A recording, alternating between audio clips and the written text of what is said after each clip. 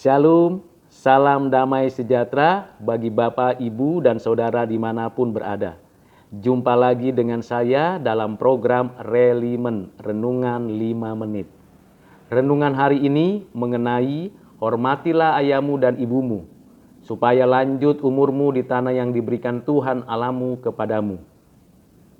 Tuhan memberikan perintah kepada kita untuk menghormati orang tua kita. Karena mereka mewakili Tuhan, melahirkan, membesarkan, membimbing kita. Sehingga kita ada di bumi ini menikmati hidup yang diberkati Tuhan. Dalam hubungan kita dengan orang tua kita harus membangun hubungan itu di dalam kasih, kebenaran, keadilan, dan kesucian.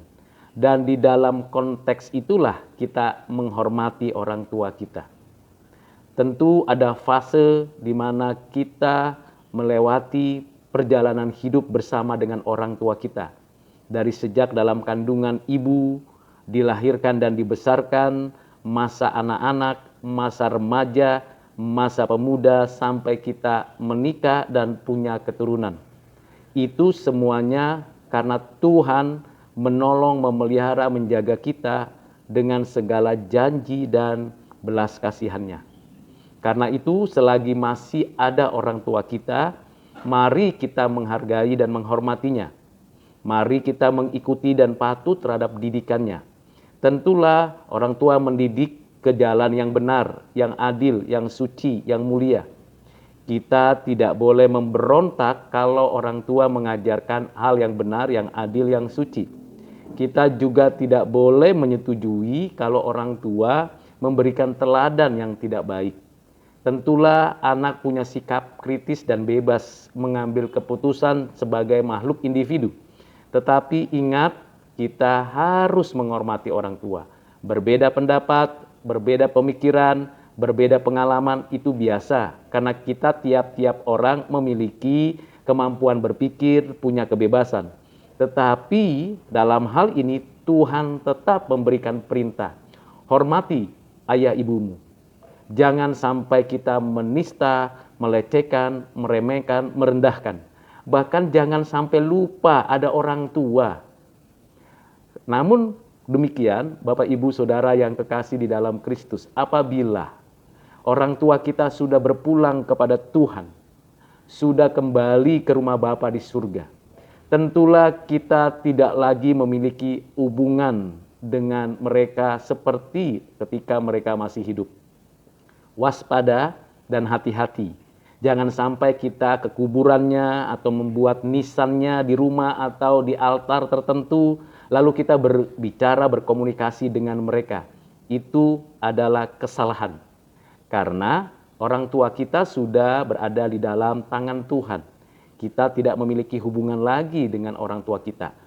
Pada suatu ketika nanti di akhir zaman, ketika orang tua kita dibangkitkan bersama dengan kita dan umat manusia yang lain, kita akan berjumpa kembali dengan mereka. Tentu kita harus mengingat semua kebaikannya. Di dalam hidup kita belajar banyak hal dari orang tua kita. Pendidikan yang pertama yang kita terima bukan dari guru, bukan dari sekolah, tetapi dari orang tua kita.